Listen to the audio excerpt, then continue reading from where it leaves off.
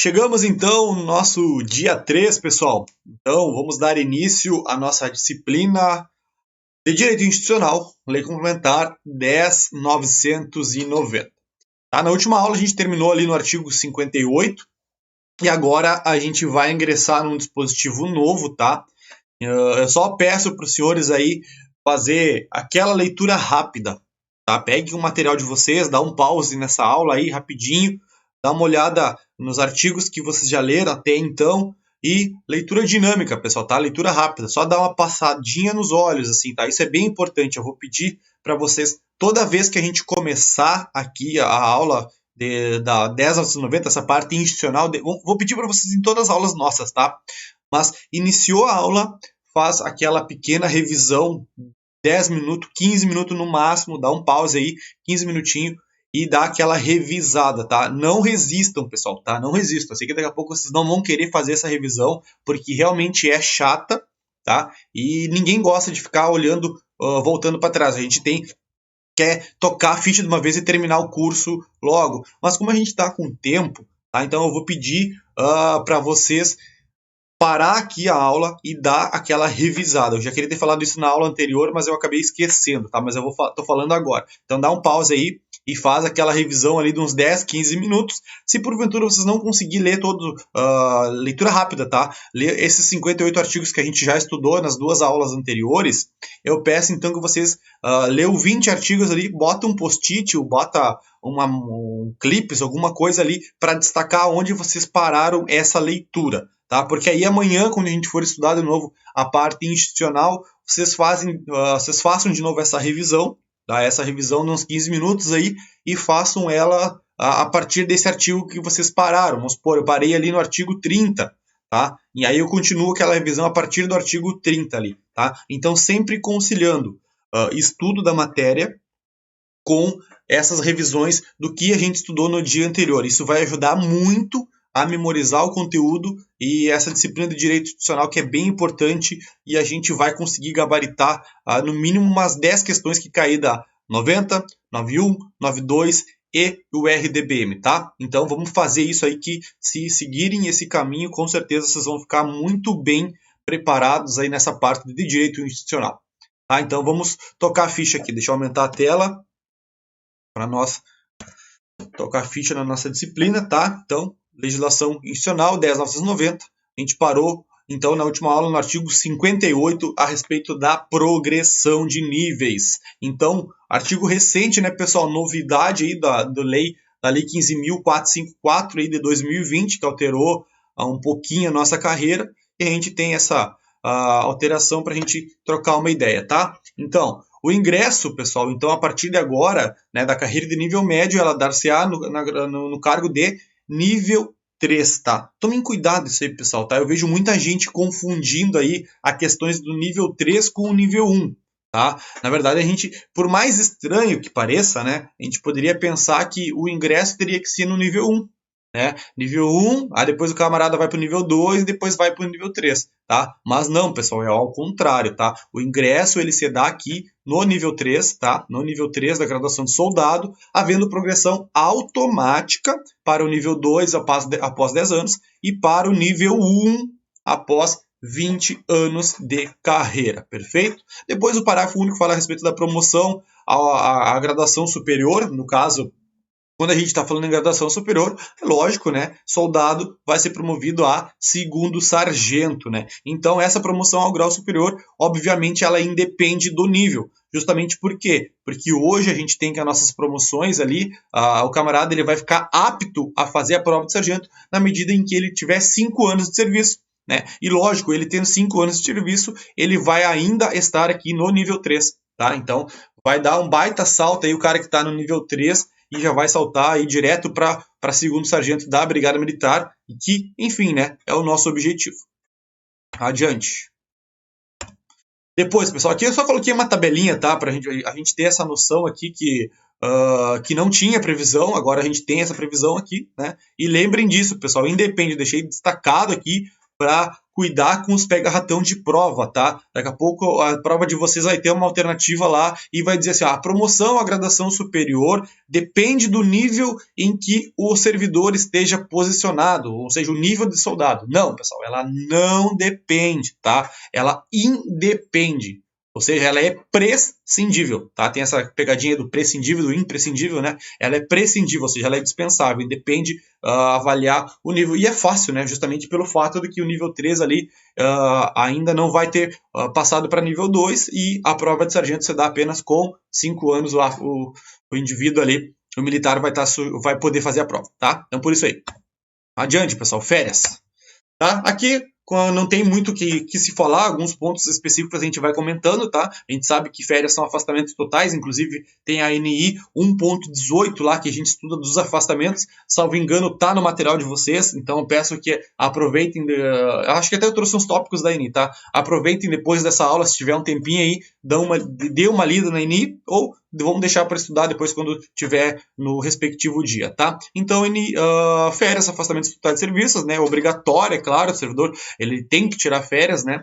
Então, duração de 30 dias para todos os servidores, tá? A regulamentação das férias aqui é importante, pessoal, quando a gente fala em nomenclatura de quem vai conceder, quem que vai organizar, isso aqui é muito importante, né? Então, a regulamentação das férias, a competência é do comandante-geral, tá? Então, tome cuidado com essas pegadinhas de prova que daqui a pouco o examinador pode botar que a competência é do governador, por exemplo, tá? Então, circule comandante-geral e lembrem disso, tá? Período aquisitivo, né, pro camarada tirar o primeiro período de férias, a gente sabe que tem que ter no mínimo 12 meses de serviço, tá? É vedado descontado o tempo de férias, os afastamentos que o cara tem, tá? As férias, qualquer falta de serviço, isso é vedado, a gente não pode descontar. E aqui é novidade, pessoal, parcelamento das férias, né? Até então, deixa eu sair da tela que eu acho que eu tô na frente, tá?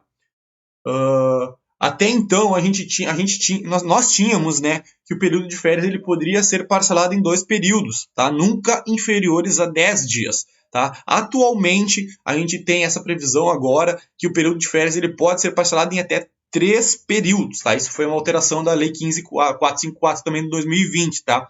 E o detalhe que eu gostaria de ressaltar para vocês e que vocês anotem no material aí, que não tem período mínimo.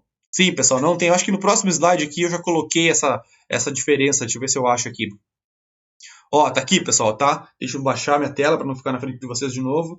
Tá. Percebam que antes da Lei 15.454 era 2 períodos nunca inferiores a 10 dias. Agora não tem mais essa previsão, pessoal. Tá? É requerimento do servidor, concordância do comandante, tá? Tem que haver essa aceitação por parte do comandante imediato do cara, tá? E as férias elas podem ser gozadas em até 3 períodos. Então, a lei nova, o parágrafo 5º que alterou aí o dispositivo a respeito das férias, não traz a previsão de que elas precisam ser concedidas em períodos não inferiores a 10 dias. Então, sim, pessoal, o camarada pode tirar um dia de férias. Tá? Pode tirar um dia de férias. Até onde eu sei, isso não estava regulamentado ainda, não estava ajustado no RHE. Tá? O pessoal não estava conseguindo fazer essas inserções já, tá? Mas tá valendo e aí você tem que tomar cuidado em relação a essas alterações novas aí que são casca de banana para prova, tá? Seguimos. Férias, pessoal, tá? Então, alguns tópicos importantes em relação à leitura de vocês, tá? Ela não é prejudicada pelo gozo anterior, tá? As vantagens, o terço de férias, acúmulo de férias aqui é importante, pessoal, tá? O acúmulo de férias, sempre elas podem ser acumuladas, né? Mas até o máximo 2 períodos anuais, tá? A gente sabe que acontece, né? Acontece o camarada ficar mais tempo com férias, deixa eu só reduzir aqui para ficar melhor para vocês, tá? Tá? A gente sabe o que acontece, inclusive aquele pessoal, né? Acho que agora tá meio que regularizado isso aí. Mas antigamente o pessoal ia para força-tarefa, no presídio e tal, e se afastava, e daqui a pouco o cara ficava 4, 5 anos lá no presídio lá e não tirava férias. Tá? Mas a legislação é expressa, dizendo que, por absoluta necessidade de serviço, elas somente podem ser acumuladas até o máximo de 2 períodos anuais. Tá? Então, camarada, às vezes, quando voltava da FT, tá?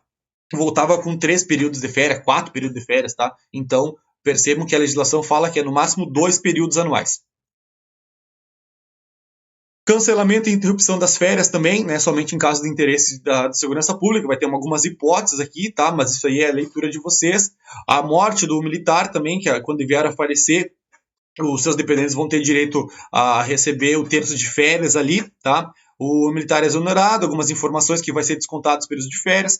Aqui, pessoal, é importante, tá? Essa parte finalzinha aqui a respeito do gozo da licença para tratamento de interesses particulares. Por que é importante? Deixa eu ajeitar aqui.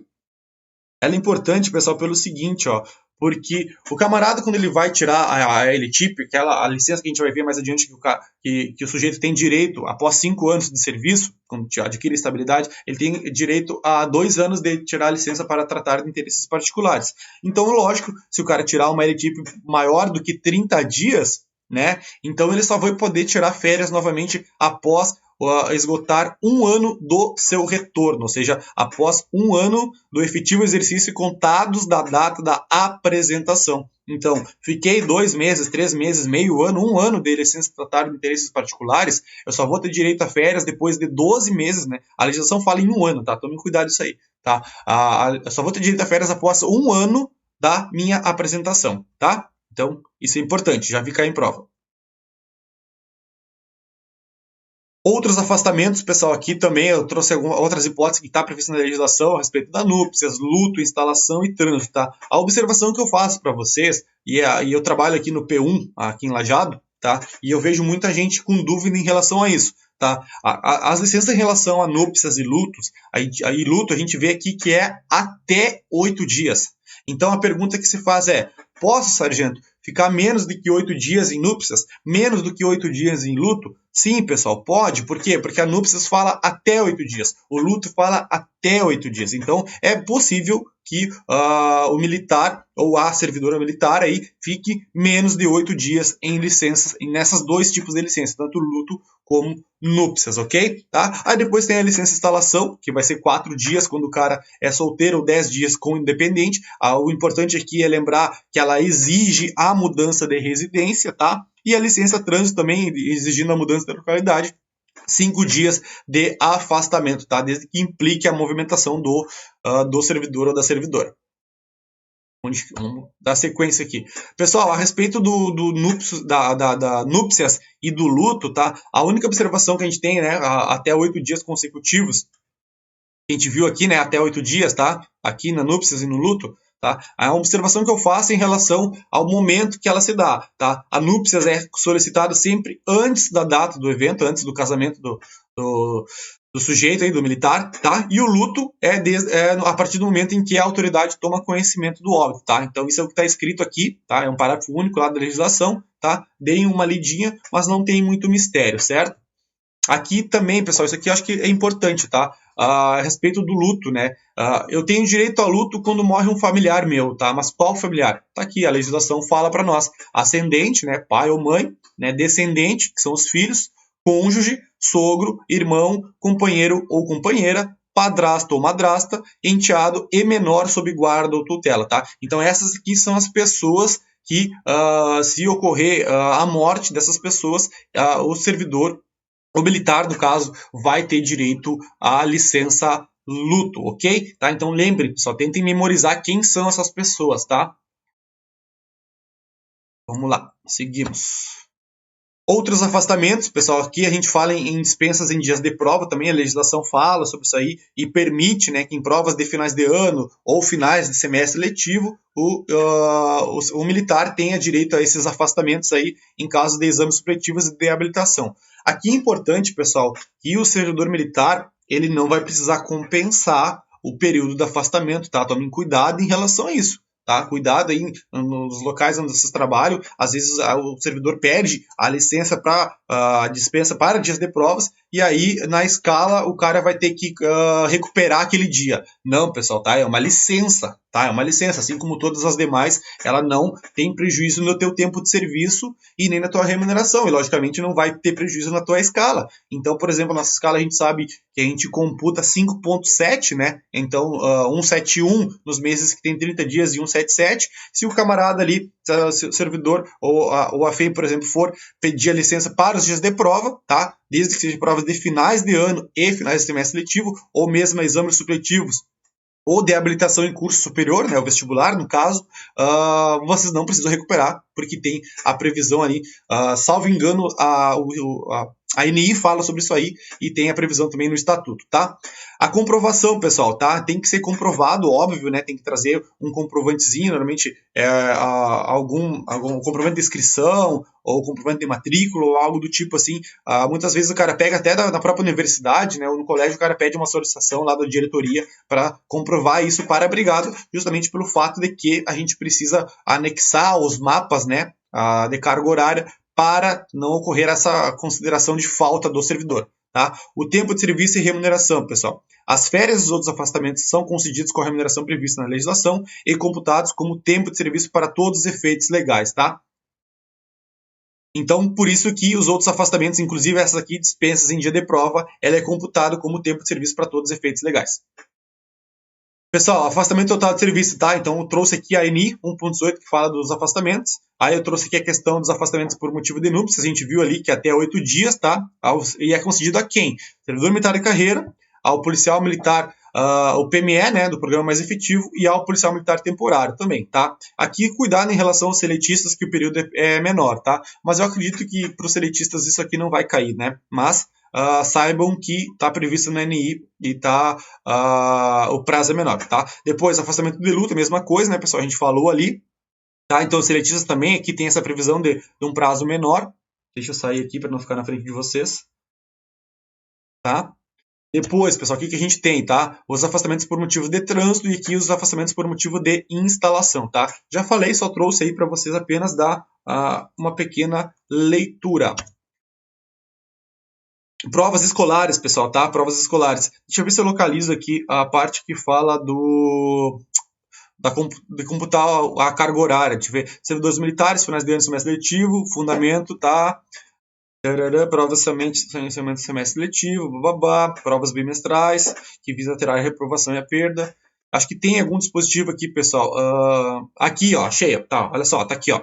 O item 5 aqui, ó. O afastamento por motivo de provas que se enquadrem na definição das alíneas 2 e 3 não é cabível a compensação de carga horária. Tá aqui, ó, tá bem de forma expressa aqui, tá? Então vocês não precisam recuperar a carga horária. Tá escrito ali na NI 1.18, tá? Então, salvem a NI, tirem imprima aí o dia que ocorrer o contrário aí nas unidades de vocês. Por isso que é bom o estudo, né, pessoal? Para a gente se proteger aí e conhecer a nossa legislação. Seguimos, aqui as licenças, artigo 69 a 82. Conceito, né, pessoal? Licença ali, tá? Conceito bem tranquilo lá. Lembrando que, ao contrário das férias lá, as licenças elas não são obrigatórias, né? Tem lá que as férias são obrigatórias e as licenças elas são concedidas sempre por um período temporário, tá? Isso é lógico, né? Não tem como ser uma licença em caráter definitivo. Competência aqui da licença também, né, pessoal? O comandante-geral da brigada, tá? Considera as licenças previstas no CAPT. A legislação fala em CAPT, né? Mas agora não é mais, porque a legislação que fala a respeito das licenças, que vocês devem estar assistindo o material de vocês agora, ela tem o parágrafo 1º e os incisos, tá? Não tem mais só um CAPT, tem o parágrafo 1º e os incisos, tá? Então, bem como a licença para o exercício de mandato classista. Aqui também, competência de quem? Do comandante-geral, tá? Deixa eu só voltar aqui as férias, pessoal, para a gente ficar bem certinho aqui, ó, para não ter erro, tá? Deixa eu ver se eu acho aqui das férias. Ó, regulamentação das férias também, pessoal, comandante geral, tá? Então tome cuidado disso aí. Essas palavrinhas que perguntam quem é a autoridade que tem competência para determinar tal coisa. Então as férias são regulamentadas pelo comandante geral e as licenças aqui também elas vão ser autorizadas, né, pessoal? Compete ao comandante da Brigada Militar conceder as licenças, bem como a licença para o exercício de mandado classista, tá? Ou seja, o servidor ali que vai se afastar para concorrer a um cargo político, tá? As espécies de licenças estão dispostas aí no material de vocês, o parágrafo 1º, tá? Lembrando aqui que teve alteração ali em 2017, alterando a nossa antiga LE, aquela nossa licença especial que podíamos gozar um período de 3 meses a cada quinquênio ou converter em tempo em dobro para fins de tempo de serviço, né? A famosa tempo de contribuição fictício, não existe mais, né? Agora a gente tem a licença capacitação profissional aqui, tá? E a gente vai ver depois um pouquinho dela, tá? Depois interesses particulares, saúde própria, tá? Mas bem tranquilo, vamos lá. Pessoal, aqui ó, é o artigo que fala da alteração. Deixa eu sair aqui, quem sabe vocês gostariam de dar uma lida, tá? Esse aqui é o artigo que fala da licença, então, da capacitação profissional, né? E as alterações que teve. Então, eu coloquei aí no material de vocês, tá? Deem uma lida, tentem cuidar as diferenças. Eu até circulei aqui algumas coisas, tá? Mas aqui, por exemplo, o parágrafo 3º, que falava do cômputo em dobro, já não existe mais, né, pessoal? Isso não é mais possível, tá? As licenças, elas são não cumuláveis no interesse da administração, ou seja, o teu comandante vai decidir se aquele momento é adequado para conceder ou não a licença a cada quinquênio, período de 5 anos, tá? E para participar de curso de capacitação profissional, tá? Sendo vedada a sua conversão em dinheiro, pessoal, para aquele servidor que não usufruir, e inclusive se o camarada não gozar, ela não vai ser mais cumulada, tá? Então passou os 3 meses, se tu não tirou a licença, perdeu. Aqui, pessoal, o parágrafo 4º é bem importante, tá? Porque, mais uma vez, teve alteração. Eu acho que eu até trouxe uma tabela aqui do parágrafo 4º para mostrar para vocês. Deixa eu ver se eu acho aqui. Ó, aqui, ó, o parágrafo 4º, tá, pessoal? Por quê? Porque a licença de capacitação profissional, a gente vai ver aqui que ela tem situações em que elas são interrompidas, tá? Elas são interrompidas. Então, nessas circunstâncias aqui, não serão interrompidas a licença para capacitação profissional. Quando o camarada tiver gozado licença para gestante e adotante, licença paternidade, licença para tratamento da saúde própria de até 4 meses e licença para tratamento de saúde de pessoa da família de até 2 meses. Então, nessas situações que a gente está visualizando aqui, tá, elas não irão computar interromper o período de concessão da licença, que é aqueles 5 anos, tá? Porque dependendo da licença que a gente for tirar, vai interromper o período e o servidor não vai poder tirar aquela licença. Por quê? Porque vai parar o período, tá? Então, se eu estou, por exemplo, aqui numa licença que a gente vê aqui, pessoal, tá? Licença para acompanhar o cônjuge, que agora não tem mais, né? Então eu tirei uma licença para acompanhar o cônjuge. Esse período que o servidor está tirando em licença para acompanhar o cônjuge, isso aí não vai computar dentro do quinquênio para a licença capacitação profissional, tá? Então as únicas hipóteses que não interrompem são essas que estão aqui destacadas para vocês. Então, cuidado em relação a isso, tá? E mais cuidado, por quê? Porque a licença à paternidade é nova, pessoal, tá? É nova, não tinha licença. Deixa eu voltar aqui para a tabela, aqui vocês vão ver, ó. Porque aqui embaixo, no parágrafo 5º, a gente tinha aqui, ó, o inciso 5º e o 6 do artigo 69, tá? O 5º e o 6 do artigo 69, tá? E agora a gente tem o 7, tá? Aqui tá errado, pessoal, aqui tá errado, aqui é 7, depois eu vou ajustar ali, tá? Mas aqui é o 7. Deixa eu só mostrar para vocês aqui onde é que tá isso. Tá, olha só, é o 7, ó. Ali estava errado, depois eu ajusto no material aí para não ficar equivocado para vocês, tá? Mas antes, né, antes da Lei 15.454/2017, era o inciso 5º que falava da licença gestante e adotante e o inciso 7 que falava da licença para acompanhar o cônjuge, que não interromperiam, então, o período para computar os 5 anos, tá? Agora, em 2020, a gente teve essa alteração e a gente tem o inciso 5º, continua, tá? E em vez do inciso 7, a gente tem o inciso 6, que trata da licença paternidade. E com certeza faz muito mais sentido, né, pessoal? A licença paternidade não interromper, né? Os demais continuam iguais, licença para tratamento de saúde própria, LTS, até 4 meses, né? Lembrando que números são sempre importantes, e licença para tratamento da pessoa da família de até 2 meses, tá? Então são esses aqui os períodos que não vão interromper as licenças, tá? Aqui eu trouxe os requisitos da licença, tá? Que são concedidos ao servidor ocupante de cargo de provimento efetivo, tá? Ou seja, o servidor militar temporário, pessoal, não tem direito à licença para a capacitação profissional, tá? Ele tem direito a férias, que a gente viu ali, mas a licença da capacitação profissional é só para quem tem provimento efetivo, tá? Então, cuidado quanto a isso, o temporário não tem direito, tá? No interesse da administração, ou seja, o mérito administrativo, que a gente vai ver lá, que é aquele caráter de discricionariedade, o teu comandante vai avaliar se aquele momento é oportuno, se é adequado para conceder a licença, com remuneração, né? Não perde o teu dinheirinho aí e não tem prejuízo da situação funcional, tá? Período de 3 meses, não cumuláveis, vedado conversão e as licenças adquiridas em andamentos aqui também é importante, pessoal, tá? Isso aqui é uma espécie de como é que eu vou dizer para vocês, do direito adquirido, né? Aquelas licenças que já estavam em período aquisitivo, elas continuam conforme a regra anterior, tá? Então, lembrem disso. Aí as novas licenças que começarem a contar do zero a partir da alteração da lei, né? A partir daqui, ó, de 21 do 7 de 2017, a nova licença que começar após essa data aí já vai entrar nessa regra nova, tá? Isso aqui a gente falamos sobre isso, tá, pessoal? Deixa eu ver. A questão da licença para tratar interesses particulares, deixa eu só voltar aqui para a gente conversar, vocês me verem aqui um pouquinho. Tá, pessoal, licença para tratar de interesses particulares, tá? Também concedida ao servidor militar estável, que é aquele que tem 5 anos, então o camarada que não tem estabilidade não pode tirar, tá? Sem remuneração, isso aqui é importante, e com prejuízo do tempo de serviço. Por exemplo, o militar se formou soldado, né, uma turma de 80 ali, e ele é o 01 da turma de soldado dele, tá? Ele é o 01. Ele tirou a licença para tratar interesses particulares, por mais que ele fosse o 01, ele vai perder o tempo de serviço e, logicamente, ele vai ficar mais moderno que os demais, tá? Porque vai ter prejuízo no tempo de serviço, ok? Lembrem disso. Aqui, pessoal, o artigo 65, tá? Eu coloquei aqui para vocês dar uma olhadinha, mas é aquele artigo que fala do servidor que tirar mais de 30 dias de LTIP, tá? Se ele ficar afastado por mais de 30 dias de LTIP, ele somente vai poder tirar férias após 1 ano da sua apresentação, tá? Então, por isso que eu botei o artigo 65 aqui. Tá? Inclusive, ela pode ser negada pelo comandante, tá? A critério do comandante, né? Então, se não for conveniente lá para aquela situação, vamos pensar na hipótese de um GPM, por exemplo, que tem só 3 servidores e um pede a licença, né? Naquela situação lá, não seria conveniente para o comandante conceder a licença para deixar só 2 servidores no GPM, tá? Então, isso é um dos motivos que ela pode ser negada pelo comandante. Afastamento do ME, algumas observações que ele tem que ficar guardando em exercício, o retorno pode se dar a qualquer tempo, tá? E aqui também, pessoal, tá? A nova LTIP ele somente pode tirar depois de 2 anos do término da licença anterior, tá? É o que está escrito aqui.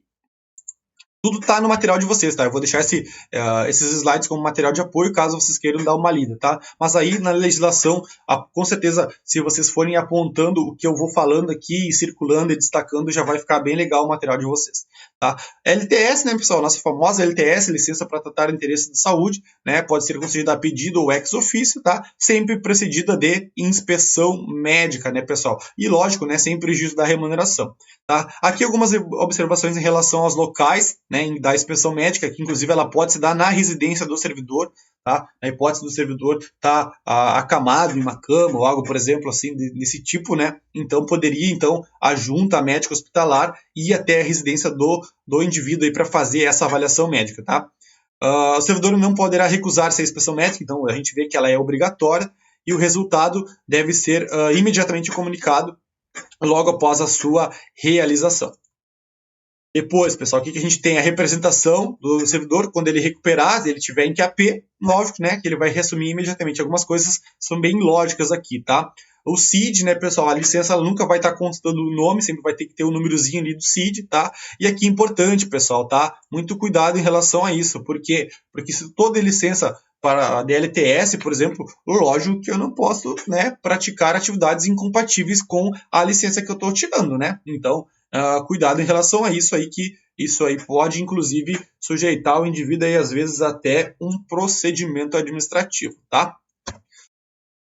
Licença de pessoa da família, tá? Então, licença da pessoa da família, conceito aqui bem tranquilo. A única que vocês têm que cuidar aqui também, pessoal, em quem são as pessoas que eu tenho da mesma forma que a gente falou do luto lá, a licença da pessoa da família não é para qualquer pessoa da minha família que eu posso tirar esse tipo de licença. É apenas para meu cônjuge, ascendente, né? Pai ou mãe, descendente, os filhos, o enteado e o colateral até o consanguíneo, né? Não é o colateral por afinidade, é o consanguíneo até o 2º grau, ou seja, irmão e irmã, tá? Não coloquei para vocês aí, mas puxe uma flechinha aí e marquem. Consanguíneo até o 2º grau é o teu irmão e a tua irmã, tá? Fazendo um estudo ali do direito civil, o meu consanguíneo de 1º grau é que naquela linha sucessória, né, partindo da minha pessoa, eu subo para o meu pai e para minha mãe, tá, 1º grau, e aí do meu pai para minha mãe eu vou para os meus irmãos, que aí são o 2º grau, tá, apenas para ilustrar. Então, irmão, 2º grau. Comprovação da doença, né, pessoal, sempre através da inspeção. A remuneração aqui é importante, pessoal, tá, isso aqui é bem importante. Deixa eu passar direto aqui para uma tabelinha que eu trouxe para vocês aqui, tá. Ó, essa tabelinha vai falar da remuneração. Isso aqui é lógico, né? Se o camarada ficar um ano cuidando da pessoa da família, né, infelizmente vai ter prejuízo na sua remuneração, tá? Então, até 90 dias integral, de 91 a 180, 2/3, de 181 a 365, né, um ano no caso, 1/3 da remuneração. E aí, por uma questão de analogia, né, que a gente vai estudar aqui, né, por uma omissão legislativa aqui, se o servidor militar ficar mais de 366 dias, não, ele vai perder a remuneração. Isso aqui com base na Lei 10.098, né? Porque a nossa legislação fala que nos casos omissos a gente estuda a Lei 10.098, que trata dos servidores públicos civis, tá? Aqui, pessoal, também é importantezinho, tá? Deixa eu mostrar para vocês aqui essa parte de baixo, que é o parágrafo único, que fala que a moléstia que for inferior a 30 dias, né? Os prazos dela, elas serão contadas como prorrogação. Então, as licenças pela mesma moléstia, tá, com intervalos inferiores a 30 dias, serão contadas como uma prorrogação, justamente para computar esse efeito aqui a respeito da remuneração, tá? Depois, pessoal, aqui a respeito da licença da pessoa da família, eu trouxe alguns artigos, tá? Deixa eu sair da tela aqui para vocês enxergar melhor, tá? A licença da pessoa da família, eu trouxe alguns artigos correlatos para vocês dar uma lidinha, né? Então, por exemplo, aqui o servidor militar vai ser agregado quando for afastado e ultrapassar 6 meses contínuos, né? Ficou 6 meses cuidando da pessoa da família ali, ele passa, a partir de então, ser agregado no seu status, aí, no seu quadro organizacional. Tá? Também, pessoal, possibilidade de ir para a reserva remunerada ex officio, se passar de 2 anos cuidando do familiar ali. Tá? Depois também não computa, isso aqui também é importante, pessoal. Tá? Se eu passar de 1 ano cuidando da pessoa da família, mesmo que esse ano fosse contínuo ou não, não vai computar para efeitos de tempo de serviço, tá? É os artigos correlatos aí que eu acho que são bem importantes a gente já falar sobre eles, pois estamos falando dessa licença para tratar da pessoa da família, certo? Depois, pessoal, a licença maternidade também teve algumas alterações no ano de 2018, tá? Não tem muito mistério. O cuidado que eu faço para vocês aqui em relação ao natimorto também, que os prazos também são iguais, né, pessoal? Só que olha só, o natimorto, decorrido 30 dias do evento, a servidora militar será submetida à inspeção médica e, se julgada apta, reassumirá o exercício do cargo, tá? Então, os prazos são iguais, aí tem algumas previsões diferentes que eu peço para vocês dar uma lida, por exemplo, isso aqui, tá? Que ela vai passar por uma avaliação médica. O nascimento do prematuro também, pessoal, isso aqui é importantíssimo, tá? Importantíssimo, porque o período dos 180 dias que vai computar para fins de licença, no caso de criança prematura, do bebê ali, vai contar a partir da alta, tá? Então, cuide isso aí, a partir da alta da unidade do tratamento intensivo. Normalmente, a servidora e até o mesmo pai, né, da criança, vão ficar com a criança ali no hospital, né? Muitas vezes eles vão ter que pegar uma licença da pessoa da família, né? Que é a famosa LFC, né? Licença familiar convalescente, para ficar com o bebezinho ali no hospital, tá? Mas o prazo da licença maternidade, 180 dias contados a partir da alta, quando saiu do hospital. Tá? A licença da lactante também, pessoal, é recente, é nova, é importante também saber. Tem grande chance de cair na prova porque são alterações novas, né? Então ela é contada pelo período de 2 meses, tá? Pelo período de 2 meses, a servidora após fechar o tempo dos 180 dias da licença maternidade, e aí como é que ela vai funcionar? Então, se ela tiver sob o regime de turnos de trabalho, se ela trabalha em 2 turnos, ela vai ter a compensação e vai trabalhar apenas em 1 turno, tá? Mas, se porventura ela trabalha em um único turno, aí sim ela vai trabalhar apenas 3 horas consecutivas por dia, tá? Essa é a previsão aí do nosso querido estatuto.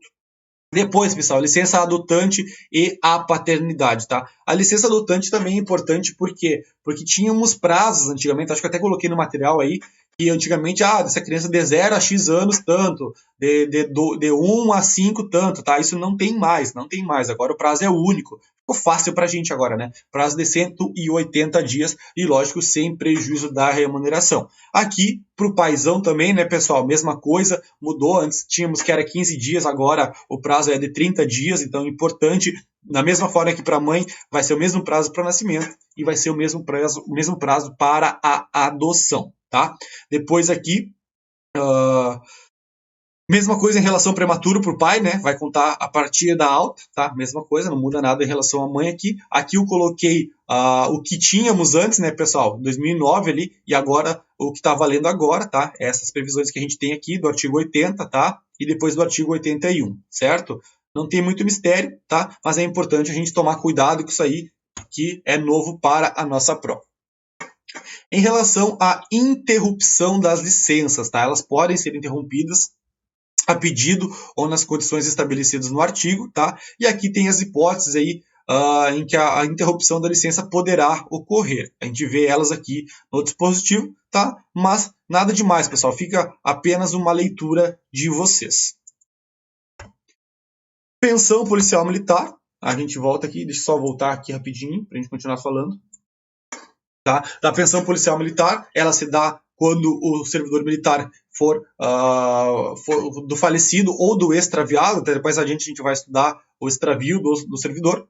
Tá? O valor da pensão vai falar morte em serviço também, né, pessoal? Detalhe, pessoal, a pensão, o extravio, né, vai relacionado ao servidor morto em campanha, tá? Em ato de serviço ou em consequência de acidente de serviço. Ou seja, essa pensão ela tem que ter alguma conexão com a atividade policial militar que o servidor esteja exercendo, tá? E aí, diz aqui, deixará seus dependentes pensão correspondente aos vencimentos integrais do grau hierárquico imediatamente superior ao que possuir na ativa. Tá? Então, essa pensão vai ser do grau superior. Tá? Aqui, esse dispositivo fala que o disposto no caput sobre o valor da pensão não se aplica ao servidor militar que for promovido extraordinariamente. Tem aquela lei da promoção, pessoal, se não me engano, a lei 11.000, que fala das promoções aqui dentro do nosso estado do Rio Grande do Sul, tá? Então, se porventura o servidor falecer, a gente sabe que tem aquelas hipóteses de promoção extraordinária, que a gente já falou, né? Uma delas é a promoção pós-mortem, tá? Então, essa promoção pós-mortem, nesse caso, né, não vai ser feita esse cálculo aqui dos vencimentos integrais do grau imediato superior, tá? Lá na promoção pós-mortem, que a gente já conversou, tem a hipótese do servidor. Ele não vai, a promoção não significa que o cara vai ser promovido tipo a segundo sargento, a tenente, por exemplo, tá? Mas ela pode se dar na hipótese do servidor ali receber o valor da último posto, né, da último posto da carreira. Por exemplo, então, se tu é soldado, se tu é sargento, tu vai receber a diferença salarial do teu posto atual, que tu tinha antes da morte, né, com o posto ali, a graduação atual, desculpa, tá? Falar certos termos, graduação atual com o posto de tenente, tá? Então, essa é a promoção pós-morte lá da Lei 11.000. Tá? É um negócio meio confuso assim, mas não vamos falar muito aí pra gente não confundir demais as coisas e vamos só focar no que interessa, tá? A legislação fala que não se aplica, então, esse valorzinho aqui quando o servidor for promovido extraordinariamente, tá? Então, vamos lá, da sequência aqui. Prerrogativas, pessoal. A prerrogativa a gente já falou, né? Eu falei para vocês as prerrogativas quando a gente estava conversando a respeito dos direitos dos servidores militares, dos militares estaduais, na verdade, né? E aí eu falei para vocês, não confundo, meus amigos, não me confundo prerrogativas com direito. Eu falei direito lá, que é inerente à função, né? A prerrogativa é mais atrelada ao cargo que a gente ocupa, tá? Então, quem ainda não lembra, pega o material da aula anterior lá e dá uma olhada naquela tabelinha a respeito das prerrogativas e direitos. Justamente por isso, pessoal, que no início da aula eu falei para vocês que é importante fazer as micro-revisões da matéria. Sempre antes de começar o estudo, dá uma revisada, tá? Se não revisou, vai lá, aproveita agora, dá o pause no vídeo aí e vai lá e revisa o artigo falando dos direitos e das prerrogativas que a gente olhou, que eu fiz uma tabelinha lá e dei uma lida nos dois de forma bem atenciosa para conseguir memorizar, tá? A única observação que eu vou pedir para vocês tomar cuidado aqui em relação ao inciso 3º, tá? Que é uma prerrogativa do servidor do militar, as penas de prisão, detenção, reclusão, fixada em sentença judicial, tá? Não é sentença administrativa, é sentença judicial, tá? E aqui também, pessoal, em relação ao não confinamento, que a gente também já falou, tá? É o não confinamento em caso de punição administrativa, certo? Punição administrativa, não é em caso de punição judicial. Lógico, né? Se for punição judicial ali por um juiz devidamente competente, o cara realmente vai ter que ficar confinado, né? Ou seja, vai para o presídio, né? Presídio militar, no caso. Outras prerrogativas, né, pessoal, que tem aqui dentro do dispositivo, tá? Somente em caso de flagrante delito, ele poderá ser preso pela autoridade civil, e essa autoridade ela vai ficar condicionada à entrega imediata à autoridade policial militar. A responsabilização, o comandante geral pode responsabilizar essa autoridade civil que não cumprir o que prevê o estatuto, e o julgamento de PM no foro civil também é possível, né? Se durante o processo de julgamento do foro civil houver perigo de vida, tem algumas circunstâncias aí que vão a ser adotadas em relação às prerrogativas. Tá? Pessoal, aqui não tem muito o que eu ficar falando para vocês, tá? Senão eu vou ficar lendo material aí e não é o meu objetivo, tá? Mas algumas coisas eu destaquei em vermelho aí para vocês dar uma lida, tá? Peço que vocês tenham atenção e leiam com calma depois o material. Pessoal, uso dos uniformes da Brigada Militar, tá? Então, os uniformes, a gente tá no material de apoio de vocês, o regulamento de uniformes também, que vocês vão estudar lá no dia respectivo, tá? E aí vai ser tema de casa de vocês os uniformes, porque a gente não vai ter videoaula sobre eles, tá? Já vou adiantar. A gente não vai ter videoaulas, porque é o que está escrito lá, não tem muito que a gente ficar fazendo muita firula, tá? Então, estude o que está no uniformes lá e dê uma lida com atenção, destacando os pontos importantes. Para quem fez os simulados nossos lá, a gente tem questões do regulamento de uniformes, tá? Então, aproveitem os simulados também para fazer essas questões e atrelar elas junto ao estudo do material. Tá? Então, uniformes é lógico, né, pessoal? Privativo dos militares, né? Não, o paisano ali, o civil, não tem direito, não pode usar os uniformes. Inclusive, vai responder na via criminal, se tiver realizando de forma incorreta. Tá? O uso do uniforme, então, constitui crime, né, previsto na legislação específica, e a gente fala legislação específica, a gente está falando do Código Penal Militar, e a gente está falando da Lei de Contravenções Penais também, que prevê essa hipótese aqui do uso indevido dos uniformes. Tá? Proibição dos uniformes, aqui é legal a gente dar uma conversada em relação às reuniões de caráter político partidário, não é possível. Na inatividade também não é possível, né, pessoal, o uso do uniforme, salvo em algumas situações específicas que está escrito aqui no material, tá? E em relação ao uso do uniforme no estrangeiro também, pessoal, tá? Então a regra é que eles não sejam utilizados, que seja vedada a sua utilização, né? Claro, tem as situações aqui em que o servidor for realmente autorizado ou determinado para o respectivo uso, tá? Pessoal, olha só, o Código Penal Militar, né, quando a gente falou aqui, ó, que constitui crime previsto na legislação específica, a gente vai ter aqui, né, o nosso Código Penal Militar, tá? Então, o Código Penal Militar trazendo algumas hipóteses de crimes relacionados ao uso do uniforme. Então, despojamento desprezível, uso indevido por militar do uniforme, uso indevido do uniforme distintivo insígnia e tudo mais. E aqui, pessoal, ó, em relação à Lei de Contravenções Penais, tá? Deixa eu sair da tela aqui. Ó, a Lei de Contravenções Penais vai trazer a hipótese, né, do civil, por exemplo, né, que usa o uniforme da brigada. Tá? Se usar o uniforme da brigada, por exemplo, o camarada aqui vai ser enquadrado nesse dispositivo aqui. Tá? Olha só, a observação que eu trouxe aqui em relação aos civis. Ó. Os civis não podem ser julgados pela Justiça Militar Estadual. Portanto, o artigo 172, né, que fala do uso indevido do uniforme, não tem aplicabilidade quanto ao uniforme da brigada, cabendo a aplicação do artigo 46 da Lei de Contravenções Penais. Então, por isso que o civil que for flagrado usando um uniforme ou uma peça do uniforme da Brigada Militar ou das polícias militares como um todo, né, as polícias militares estaduais, vai entrar aqui no artigo 46 da LCP. Tá? Se porventura for um uniforme do Exército, da Marinha, da Aeronáutica, aí sim, né, aí o cara vai ser julgado assim, na Justiça Militar da União, né, porque é um crime federal, e aí o cara pode sim ser responsabilizado lá na Justiça Militar, tá? Mas na Justiça Estadual, lá por previsão constitucional, a gente sabe que o civil não responde. Tá, a proibição dos uniformes, né, pessoal? A gente já falou, tá? Isso aqui também é importante, ó, que na inatividade, tá, o comandante-geral pode determinar de forma definitiva a impossibilidade do aposentado, né, ou do militar que está na reserva remunerada, usar os uniformes, tá? Então, decisão do comandante-geral, desde que seja ele tenha praticado uma conduta que seja ofensiva à dignidade da nossa classe, tá? Algumas coisas importantes em relação, é vedado a qualquer organização, da mesma forma que é vedado, pessoal, ali para os paisanos, para a organização ou pessoa civil usar uniformes, tá? Isso aqui tá repetindo, na verdade, o que a gente já falou, tá? Tá repetindo o que a gente já falou. Bem, meus amigos e minhas amigas, então, deixa eu voltar aqui, rapidinho. Voltando. Essa parte, então, do estatuto a gente finaliza, né? Finaliza aqui rapidinho, tá? Eu acredito que eu consegui passar para vocês alguns pontos relevantes em relação ao material. Lembro novamente para que façam a leitura da matéria, tá? Da leitura da matéria de forma atenciosa, com calma, destacando os pontos. E durante as revisões, né, pessoal, à medida que a gente for lendo, a gente vai conseguir pegar e vai saber o estatuto aí dos pés até o final lá, né? Da cabeça aos pés. Com certeza, eu garanto para vocês que se fizerem o que a gente está falando aqui, vocês vão conseguir, tá? Mas tem que cumprir, tá, pessoal? Tem que cumprir, tem que ser rigoroso aí, exigente com o estudo de vocês aí. E vamos lá, que com calma e com preparação, foco aí vai dar certo, tá? Um grande abraço, a gente se vê na próxima aula. Bons estudos para todo mundo aí.